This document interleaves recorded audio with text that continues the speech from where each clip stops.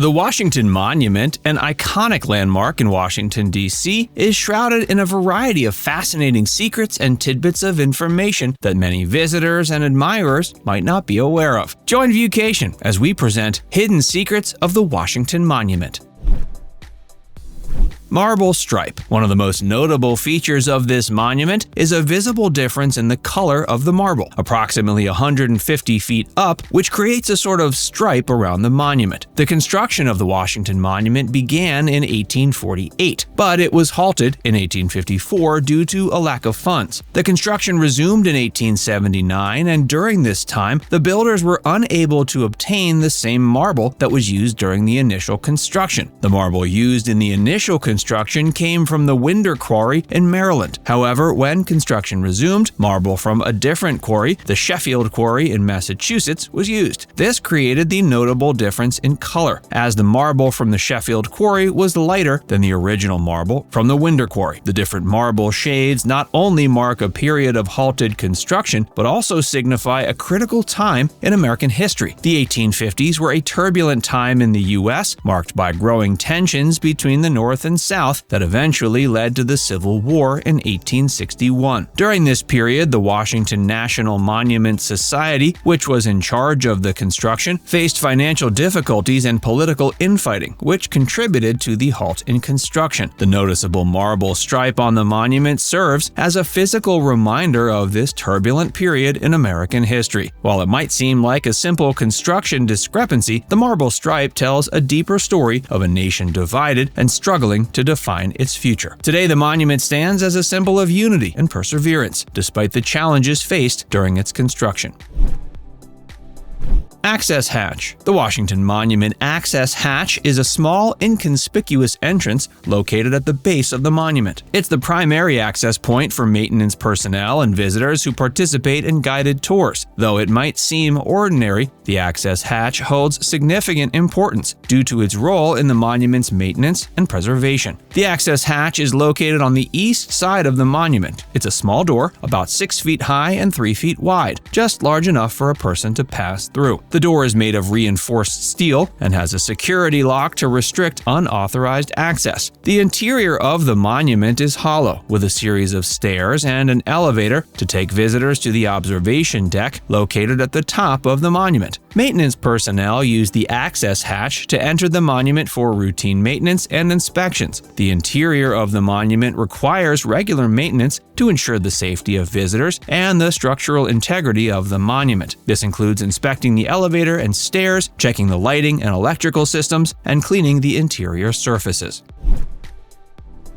Lightning rod. The Washington Monument's lightning rod is a crucial safety feature that protects the monument and its visitors from lightning strikes. It's an essential component of the monument's design, as it's one of the tallest structures in Washington, D.C., making it a natural target for lightning strikes. The lightning rod is located at the top of the monument above the pyramidion, the small pyramid-shaped capstone at the top. It consists of a metal rod that's attached to the tip of the pyramidion and extends several feet into the air. The rod is made of a conductive material like copper or aluminum, which is capable of attracting and conducting electricity. The purpose of the lightning rod is to intercept lightning strikes before they can hit the monument and cause damage or injury. When lightning strikes the rod, the electrical charge is safely conducted down it and into a grounding system located at the base of the monument. This system consists of a series of metal plates buried in the ground, which dissipate the electrical charge into the earth, preventing it from causing harm. The entire system is regularly inspected and maintained to ensure its effectiveness. The Washington Monument's lightning rod has been an essential safety feature since the completion of the monument in 1884, and over the years it's been updated and improved to reflect advancements in lightning protection technology.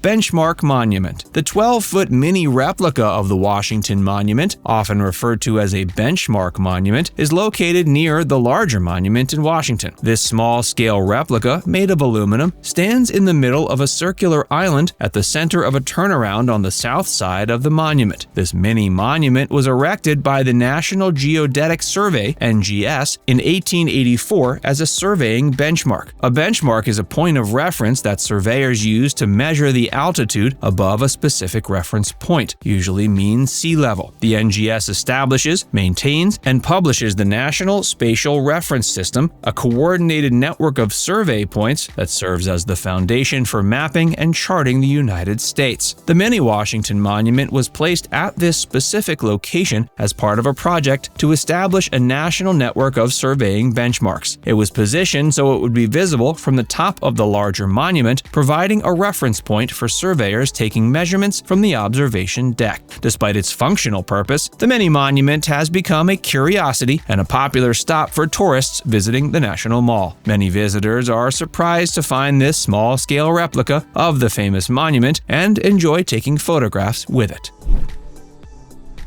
The Boonsboro Monument. The original Washington Monument in Boonsboro, Maryland, is often confused with the more famous one in Washington, D.C., but it has its own historical significance. The monument is actually the first completed monument dedicated to the memory of George Washington. The Boonsboro Washington Monument is located on South Mountain in Washington Monument State Park. It's a rugged stone tower that stands about 34 feet tall. It's located near the Appalachian Trail, making it a popular stop for hikers.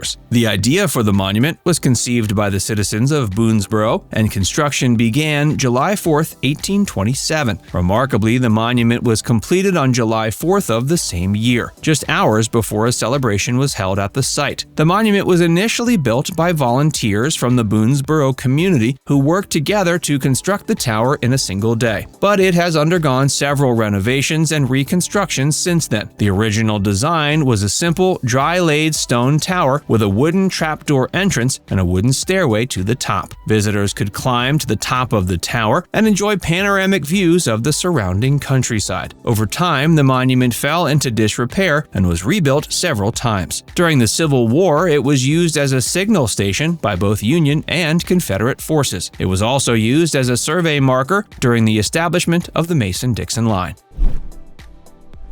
The tip. The tip of the Washington Monument is indeed made of aluminum, a detail that adds an extra layer of intrigue to this iconic structure. When it was completed in 1884, aluminum was a rare and valuable metal, more expensive than gold. It was selected for the tip of the monument not only for its resistance to corrosion, but also as a way to showcase this novel material. The 9-inch-long, 100-ounce pyramid-shaped cap was cast by William Frischmuth, a foundry owner in Philadelphia. It was the largest piece of aluminum cast at that time. Now it's time to hear from you. Have you ever visited the Washington Monument? If not, do you think you'll ever get there? Let us know in the comments section below.